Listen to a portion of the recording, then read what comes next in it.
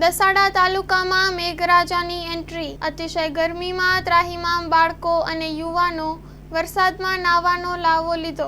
વારંવાર વીજળી આવજાવ થવાથી લોકો પરેશાન। પ્રી મોન્સૂન અંતર્ગત 2 મહિના પહેલા સંકલન મીટિંગમાં વારંવાર સૂચનાઓ આપવામાં આવે છે, છતાં સૂચનાને ઘોડીને પી જતા પીજીવીસીએલના અધિકારીઓ।